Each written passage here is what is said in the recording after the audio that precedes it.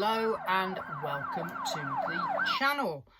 So I'm doing this video from the UK, which is about to collapse, and society and civil disobedience. It's all unravelling, according to a billionaire from another country. Anyhow, so no point investing in electric cars or anything, is there? Because we're all doomed. So if this is my final video, it was nice knowing you, and hopefully electricity will last long enough for this to be transmitted. So before we hit the bunker, as promised, the Britpop special.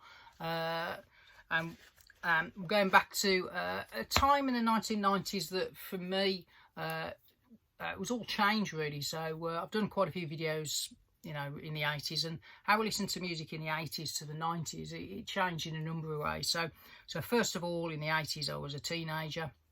Invariably, I listened to music on vinyl in my bedroom. I passed my driving test towards the end of the 80s, so I started taping things and had a fairly crummy car stereo, so they'd be on the old C90s. And then when we hit the 90s, my cars got better, my stereos got better. In the mid-90s, a car CD player, which at the time was the bee's knees, as they say. And I because I was then a 20-something, and I kind of left home in 96 from when I had my first house and first mortgage. And really the 6 years of the early 90s were probably the time when I was out as the saying goes, and I listened to music more in clubs, bars, particularly indie nightclubs, because if you take yourself to the start of the 90s, it was Stock Aitken and Waterman, Jive Bunny, and at the end of the 90s it was the dreaded pop idol and boy bands and girl bands. But for a very, very brief period, the kind of alternative music that I liked became popular, hence the word Brit pop. So pop for popular, Brit for British. So this video is going to be quite narrow in its spectrum. So the rules of my top 24 Britpop albums, these are going to be albums released between 1994 and 1996, which for me is the kind of golden period. Pre-94, there were the beginnings of what would become Britpop, but they weren't quite so popular as what came through in 94 in terms of sales, hit singles, that type of thing. And by 1997, I think the bubble was starting to burst, and it became all a little bit serious. And you'll see why I've done that. So, got to be British, got to have sold by the boatload, got to have been heavily featured in your local indie disco. I do Spotify playlists for most of my videos, so this one will be a bit of a banger. And I'm trying to recreate Snobs in 1996, basically, here for you, which was the indie nightclub of choice in Birmingham. And one album, one band. So that's going to cause some consternation. And there are going to be some big albums that aren't in this list, because I'm only picking one album by a band to just give you an overview of what was going on. What struck me when I was researching this video and doing this list was I've picked 24 albums, so one a month for the 2 years of the kind of period. What struck me was how many bands were new. These were a lot of debut albums. How many sold by the absolute barrel load, and how many you could probably buy for 10p in a charity shop 15 years later. Because when anything that's popular goes out of fashion, it kind of crashes. For many, many years, I probably didn't listen to some of these records, but as time has gone by, we're now 30 years to the good, I can maybe look back with fondness at some of this music, and it does take me right back to a period in my life which I had a blast, the 1990s, particularly before I had the trappings of responsibility and better jobs with more responsibility. Yes, you got more money, but you have to be a bit more sensible, don't you? And you got a mortgage and that type of stuff. So for the period of these records, I was young, free and single, out and about all the time, and drank far too much. So anyhow, enough of that. So I'm starting my year zero for Britpop. Not what you might think. So remember 1994. So the first 5 albums are from 1994, and there are some big hitters. And remember, one band, one album. If an album doesn't appear, it's because there may be another album by that band coming up later on. So before the pitchforks come up and society breaks down, let's get the first one, Blur, Park Life. So if there is a record that is year zero of Britpop, this is it, because its predecessor might be the Connoisseur's Choice, but it didn't sell. So Modern Life is Rubbish became a bigger seller after this came out. And I'm not including a well-known band from London who released a self-titled album in 1993, because you'll see why later. But as a popular album, this is the one that kind of broke down a lot of doors, along with another one by another band. This is a banger of an album, isn't it? It's a funny one, this one, because if you said to me, go and listen to a Blur album now, I probably wouldn't pick Park Life. But when you kind of look at the track listing and you look at the hit singles, it's a fabulous record, really. And obviously it's an obvious choice, but Girls and Boys was such a big song, you know. It kind of channels the 80s vibe of Duran Duran, the Human League, you know, those big pop songs, but gives it a boost with a slightly more arch lyric. It's kind of indie, but not as you know it. So, but this has some fabulous songs. So, one of my favourites, End of a Century, that was a single. Don't particularly need to hear Park Life ever again in my life, but when it came out, it was one of those that everybody loved. I do like the Syd Barrett tribute on Far Out. That's the Alex James, the bassist's one and only Blur composition. The almost last track of this is Low. What a brilliant song that is. Trouble in the Message Centre. You got the big ballad to the end, but really fabulous album. Tracy Jacks, there's another one. And if you were gonna just get one Blur album to say to somebody why was Britpop popular, well, this is probably the one, isn't it? But hard to believe, the month before, I think within the same month, so this came out in April 1994, and also in April 1994 was the second of the big hitters, which is Pulp. Now, for me, this is the best Pulp album, and if you went to an indie disco, you'll hear, I suspect, more songs from this period of Pulp than you would do from the different class area, because you've got Lip Gloss, Do You Remember the First Time, on the album before this, or the single, there was Razzmatazz, wasn't there? So there's loads and loads of great Pulp songs, but this is my favourite Pulp album. And of course, the big song on this album is Babies. What a tune that is. So those kind of three singles, Do You Remember the First Time, Babies and Lip Gloss, they were the ones that made Pulp. This is the double version with all BBC sessions and B-sides and things, but that's to this day my favourite Pulp album. And April 94, along with this one, what a 1-2 kind of starting that month. I just think you go into the record shop and within a week of each other you could have bought both of those albums as new releases. And then along came the gang from Manchester. The singles had been building up to the release of this, and I don't think you can get a more Britpop album than Definitely Maybe. To this day, still probably the best Oasis album. They never really bettered it, did they? I don't think Morning Glory is better than this. And I do remember when this came out, and I was probably had a few drinks, but went early doors into Snobs, and they literally were playing this album as it was released, and they pretty much played every track, I think, apart from probably Married with Children.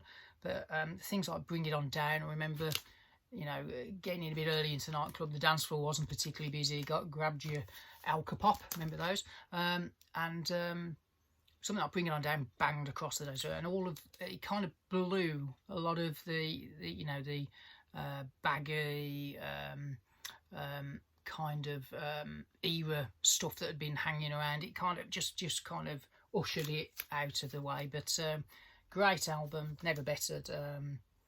So and what you have to remember is all of these albums, this is the CD era first. So for me, I didn't buy any music on vinyl in the 90s. It was all CDs, most of the ones I'm showing you are going to be reissues. There's a few originals in here, but not many. But music, sometimes, a word of caution, if you buy 90s music, it was made primarily for CDs. So the reissues often are cheaper than trying to find originals, because nobody made vinyl in the 90s really, so original pressings go for a lot of money, but sonically they weren't always intended for, you know, vinyl. They were CD albums. So just a word of caution, if you're an audiophile, this stuff probably is as good on CD as it is on vinyl, but nice to have on vinyl just because of the big artwork.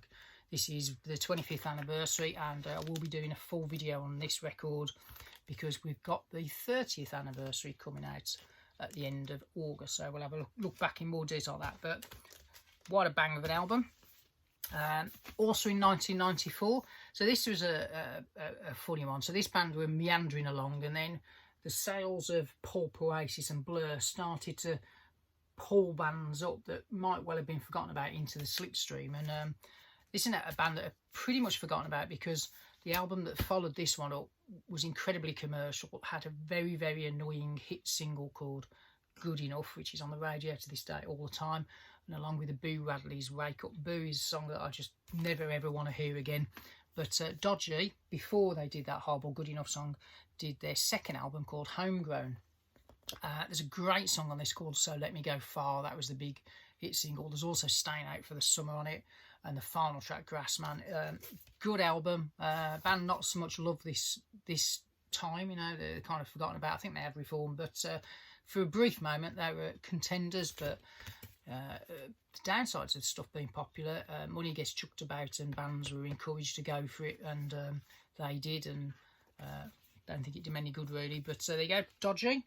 And the last album, 1994, I'm going to show is, if you like, there's Godfathers of Britpop from the late 80s, early 90s. It's the Lars, who sadly never made a second album, but the Stone Roses did. And this was massive at the time. And I remember there was a huge anticipation for this. We'd had, I think, 5 or 6 years since the debut album had come out. They reissued all the singles time and time again. So the Stone Roses were, you know, still incredibly popular. Everybody waited for this. The interview they did was only in the Big Issue in the UK, which is a homeless charity. There was a lot of mystique. They eventually snuck the video out for Love Spreads, which was all black and white and very moody and mysterious. And as soon as I heard Love Spreads, for me as a bit of a rock fan, I kind of heard the Led Zeppelin kind of homage, you know. So Love Spreads with that breakdown halfway through is very much Whole Lot of Love, isn't it? But Love Spreads, anthem of the 90s, absolutely brilliant song, and it's almost a brilliant album. It's not perfect, you know, as in Shaun of the Dead. Well, I like it, but the opening track, Breaking Into Heaven, with that big long instrumental and rivers and drums going, and then that song just slinks in. I think that's a great song. Got a couple of dance floor ones with Driving South and Begging You, which was a real big one. That was always played in nightclubs.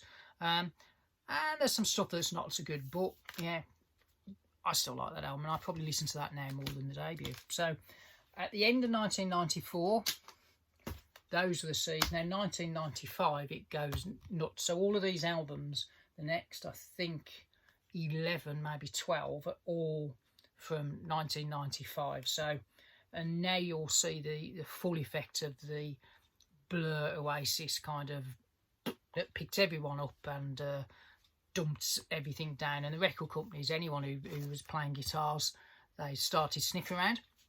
What was good also as well, from a more of an inclusive scene, we started to get some female fronted bands coming through. So if there was an indie pin-up look for the ladies, it was probably Louise Weiner, was it, from this band? Sleeper, this is their debut. Smart, I mean, again, In-Betweener, Vegas, you know, just a really good album. This is the reissue with a load of demos and B-sides and things on it, but really good album. And she was, without a doubt, the indie pin-up of the ladies. And I think all us guys, if we saw anyone in a nightclub that had the Louise look, I think we all got a bit excited. But that's the first lady, and there's a few coming through in this one. And then probably one of the best Britpop bands is Elastica. So this is March 1995, their debut album. So this one is an original press, it's the numbered one, and it does have the book and the flexi for those that are worried about stuff like that. But I think this is possibly one of the best albums of the ones I'm showing you. There's the next, I've just seen what's coming up next, and it just shows you how many great records. So March 95, Elastica joined the party. Well, sadly, it took a long time to get the second album out, but they lost the momentum, didn't they? But I think this one, Stateside, was also very popular. So great album. Also in 1995, this lot from Oxford. So Creep came out in 93, very popular in America. They weren't particularly massive in the UK until this one came out, and I might be controversial here, but I don't think they've ever bettered this album. So for me, this is the sweet spot of Radiohead. Is like the guitars are there, the songs were there. They were incredible live around this time. And you know, look at the songs on this: High and Dry, Fake Plastic Trees, Just, My Iron Lung, Street Spirit. There's just the singles. I mean, you know, Street Spirit was actually played in indie dance floors. I mean, you know, but some of the album tracks here, like Planet Telex, I think that was a double A side, wasn't it? With something, The Bends, great song, Black Star Talk. It's just a great album. Sadly, not an original. It is a reissue, but that's my favourite Radiohead. And you can see now that the quality of the music is flying through here. So yeah, Radiohead. So next one is Gene. I love this band. So there's echoes of the Smiths here, obviously, with the singer, very Morrissey-esque kind of livery, but the band actually were a bit more of a mod band. So there were it's definitely echoes of things like the Small Faces and things like that in here. So it's a good album. Don't know how successful they were around the world, but Olympian, that's the debut album by Gene. So another debut, and guess what? Another debut. Supergrass come up with this, and this is, what a fabulous album this is. So I Should Coco, and if you kind of ignore All Right, which is probably their Albatross song, which was a massive hit, but you know, at the time it was a fun song, but the rest of the album is just brilliant. You know, Caught by the Fuzz, She's So Loose, Time, Lose It, you know, Man Size Rooster. It's a really good album, that is. So if you want another example of the slipstream effects, I mean, these guys were massive briefly. I think they said Steven Spielberg was thinking of making a movie with them and that type of stuff. But a really good band, Supergrass. Never really did anything bad. And Gaz Coombs still does a lot of solo stuff, and that's worth checking out as well. I saw him live a few years back, and very good. Crikey Riley, the bangers keep coming. So a band on Creation Records, Liam Gallagher's favourite band of the 1995 era, and look at this for an album. So Grand Prix Teenage Fan Club, About You, Spark Is Dream, Mellowed Out, Crikey Riley, Tears, great ballad. I mean, that's such a good album, and in amongst all this, probably got overlooked.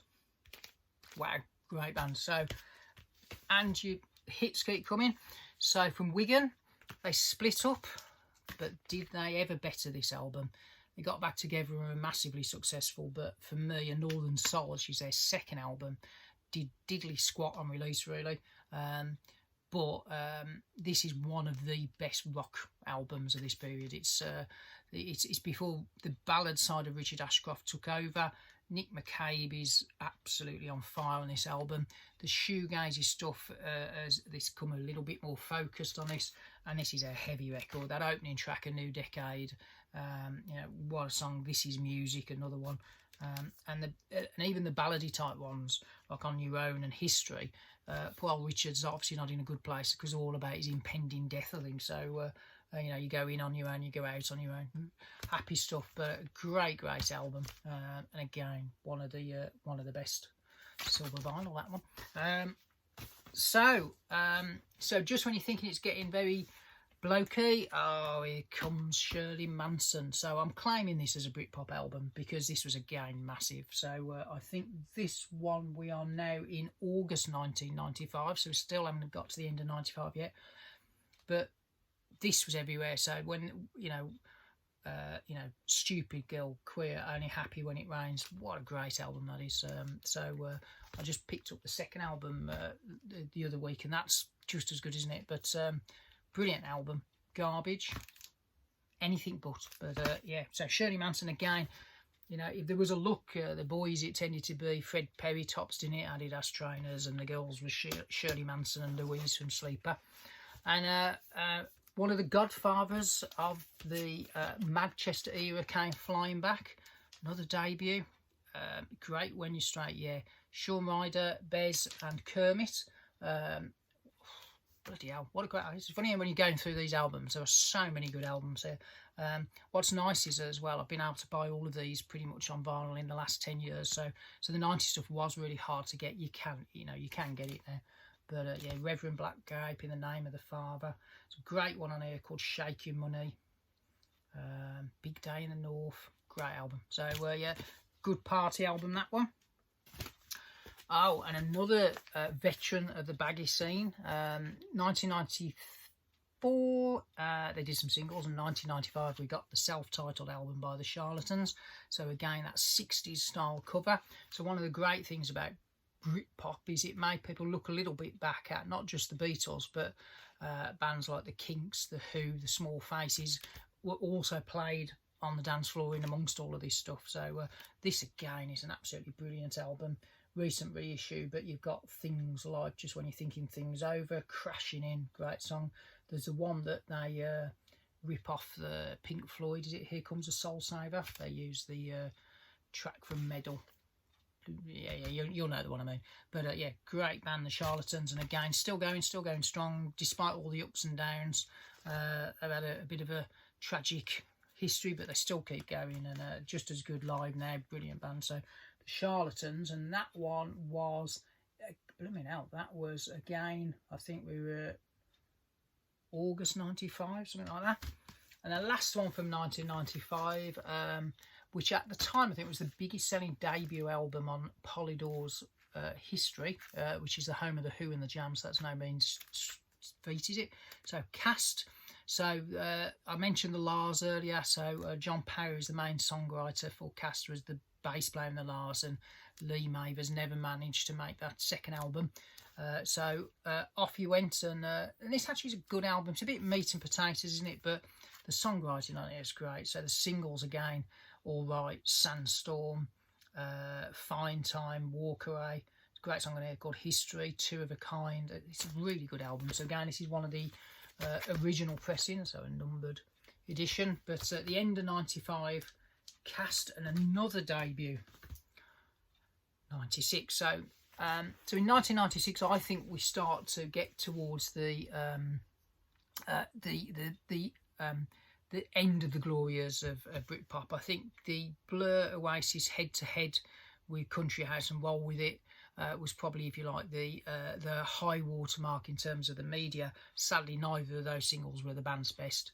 There's still a lot going on in 96, but you can almost feel that the steam will start to run out at some point, and the Spice Girls around the corner, Oasis and Nebworth's around the corner as well. But at the start of the year, this is a flipping brilliant album. So this is the Blue Tones and their debut album, Expecting to Fly.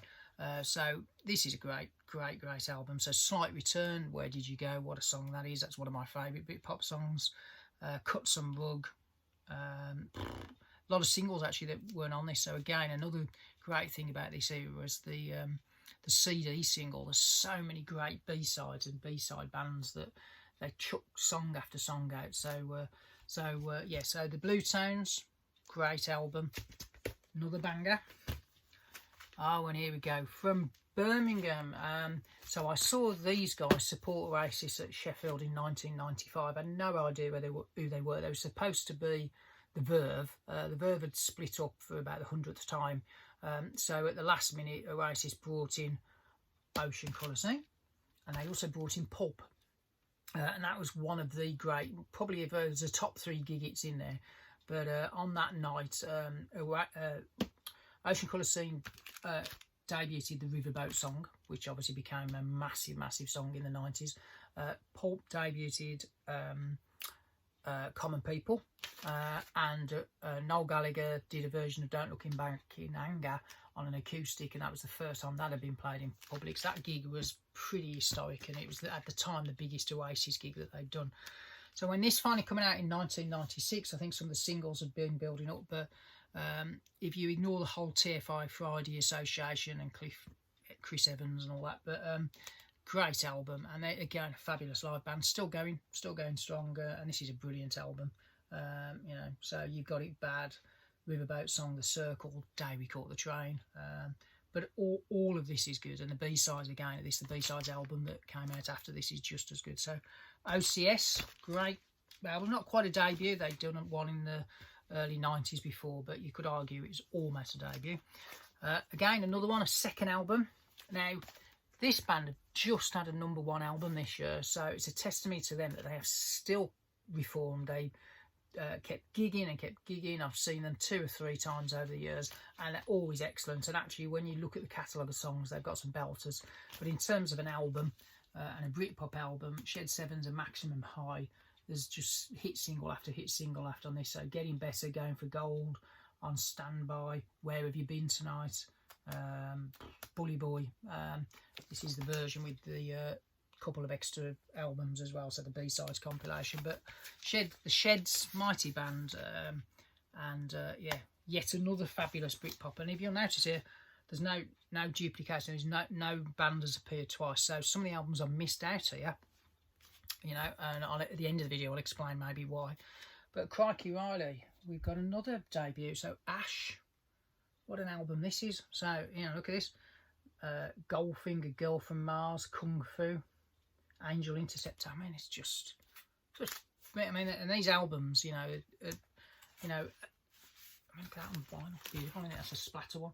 But there's so many good records. I do particularly like this Ash album because it starts with a sample from Star Wars, doesn't it? The TIE fighter flying through as it's going over the Millennium Falcon. But sci-fi fans. But yeah, Ash. Crikey Riley, so that's, believe it or not, is only the 20th album, still got a few to go. So another debut, Creation Records, again, one of the bands of the time. Super Furry Animals, Fuzzy Logic. Wow, good album this is. So hard to beat this one. This is, I think, one of the best debuts of the era, and that's saying a lot. But the song I really liked on this one is If You Don't Want Me to Destroy You. It always reminded me a little bit of Roy Wood and The Move, but a bonkers album, Something for the Weekend, Hometown Unicorn. Wow, great album. So yeah, there's another one from Wales, the Super Furry Animals, and we have got 3 to go. So I've mentioned earlier there's a couple of albums by bands that you may have thought I might show from 1994, but just remember the brief, popular. So Britpop, did the Manic Street Preachers ever make a more Britpop album? They didn't, did they? Supported Oasis at Nebworth, along with bands like The Prodigy, Ocean Colour Scene. But the Manics, this album, might not be their best album, but it's certainly their most popular album. But the singles alone are Designed for Life, Kevin Carter, what a song that is, Everything Must Go. Australia, I always felt that they probably shouldn't have released that as a single, but I know why they did, because of the sports and the Olympics, wasn't it? Small Black Flowers That Grow in the Sky, one of the last Richie lyrics, No Surface All Feeling, brilliant album. So yes, the Manics came back, and it was brilliant that, because they're not a Britpop band really, but they got the Britpop effect, if you like, and I don't think this would ever have been so popular if what had happened before hadn't kind of relaunched them. And obviously what also helped was A Design for Life's one of the classic kind of comeback singles. So getting towards the end, so again another debut coming up, you know, so we less Brit, it's definitely popular, a bit of androgyny coming back in. So, and this is maybe a sign that things were going away from that kind of Blur, Park Life kind of era to something a little bit more arty. But Placebo's debut came out, and that came out in June 1996. And again, if you'd have been to an indie nightclub, the singles from this, Teenage Angst is such a great song. Nancy Boy is on here. Swallow, great album. Come Home. I saw Placebo live, and they were really poor. Some on a Sunday night in Wolverhampton, they just weren't at the races, and they did Teenage Angst as like a slow ballad, and it was such a shame. But a good album. So Placebo, and that brings us to the final Britpop of my top 20, or my 24 albums from 94 to 96. So the band that you could argue were the first Britpop album. I don't think they would say that. They were British, but they certainly weren't particularly popular in 1993. It sold well, but it didn't reach the levels of Part Life and Definitely Maybe kind of territory. But I didn't include the Manic's Holy Bible from 94 or Suede's Dogman Star from 94, but I did pick their 96 albums because if we're talking popular, this is almost one of the archetypal Britpop albums, isn't it? Because they managed to get 5 hit singles out of 10 tracks from this album.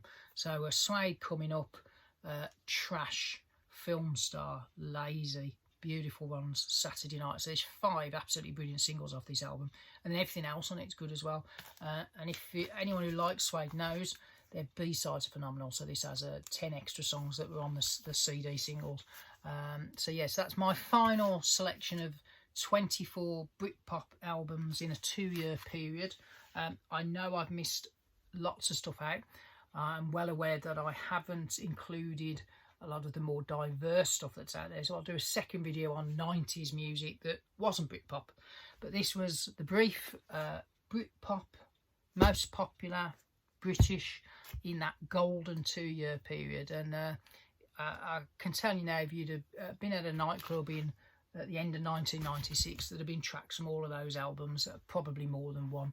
And there's some big hitters I've missed out, hasn't there? So, probably the biggest one is What's the Story, Morning Glory, but again, for me, Definitely Maybe had a bigger impact. But I'll talk more on future videos. I'm going to do some follow-ups, still thinking about what I'm going to do next, but hopefully that gave you a flavour of what it would have been like to be 25, young, free and single in Birmingham city centre on a Friday and Saturday night, and the kind of music that was banging out all around you. So thank you for watching.